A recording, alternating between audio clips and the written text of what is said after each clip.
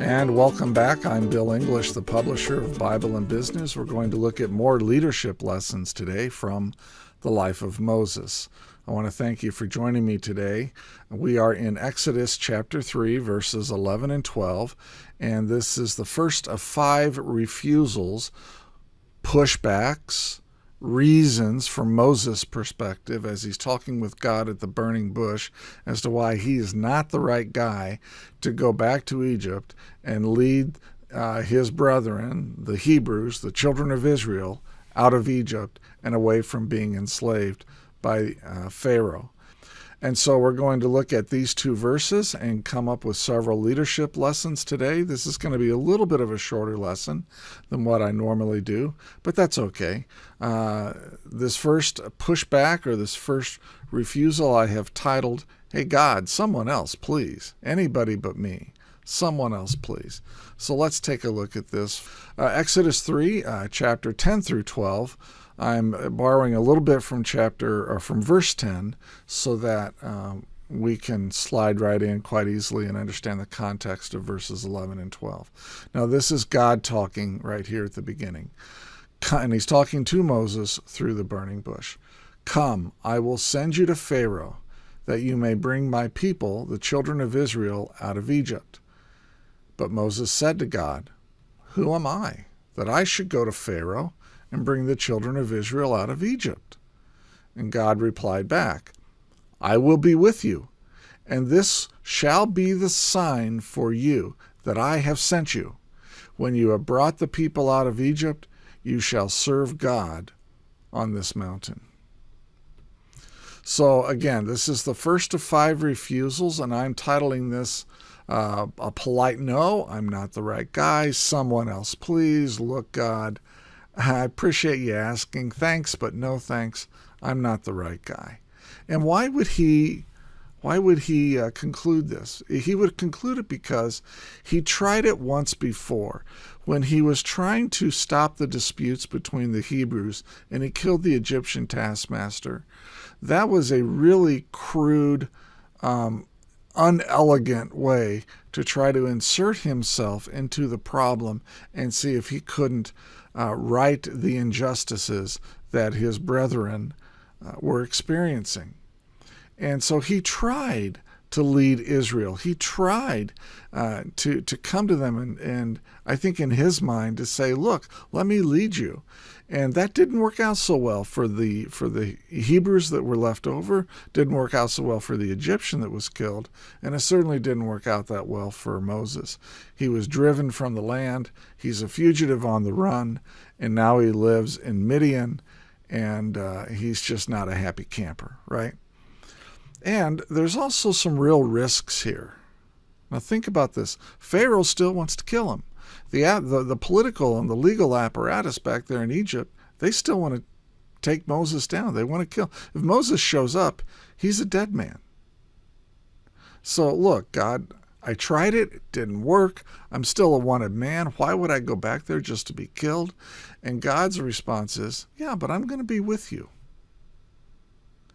And then his second response ties a vision and a promise. Can you see this, Moses? Can you see all of your brethren here at this mountain, worshiping me, serving me here at this mountain? That's my sign to you that I have sent you. The sign is in the future, but I have sent you. And implicit in this, he's saying, I'm going to be with you. You're going to come back here with the entire nation, which means what? Pharaoh's not going to kill you. Pharaoh is he's just not. He's not going to kill you. And this time, Israel will follow you. You're going to be in this place again. I remember a similar phrase that I used when my father was in the last few minutes of his life. And I went into his room and I looked at him, and he was really in and out of consciousness about every 10 or 20 seconds. And I got him when he was a little bit conscious, and I said, Dad, I love you, and you need to remember that I will see you again. You will see me again. And it was one of the more tender moments that I had had with my dad in a long time. This is God saying to Moses, you will be in this place again. You will be here again So Pharaoh's not going to kill you. Israel is going to follow you. You will be in this place again. And so the sign, the promise, is in the future. God's saying to Moses, you're really going to have to trust me. And then look at what Carpenter says in his commentary here about Exodus. I really like this. The success of Moses does not finally come because Moses finds himself, but because Yahweh is sending Moses and will be with him. The stature of Moses and what he needs lies not in who he is today at this time at the burning bush, but in who is with him. Therein lies his only hope to accomplish Yahweh's purposes according to Yahweh's timetable. So God is saying, I'm going to be with you. And implicit in that is really a seal of protection, because he says, you're going to be back here at this mountain with the children of Israel, and that's my sign that I have called you. So trust me, Moses. So there's 3 leadership lessons here we need to look at. First of all, when God calls us, he assesses us based on what he will do through us, not on what we can do for him in our own power or any characteristics that we have in our own power. When God calls us to leadership, he calls us because of what he knows he'll be able to do through us, rather than what we can do for him in our own power.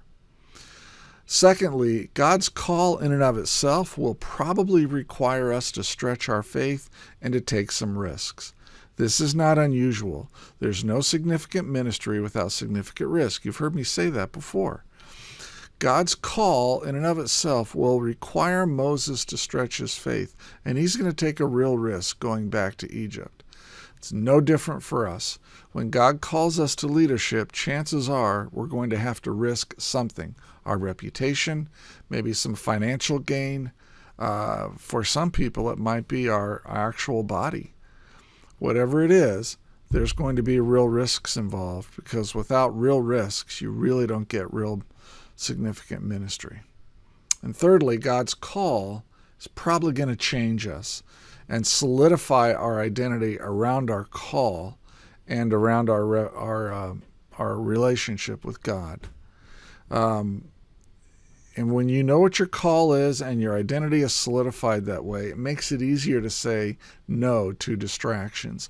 It makes it easier to say no to tangential or adjacent activities that are not at the core of your call.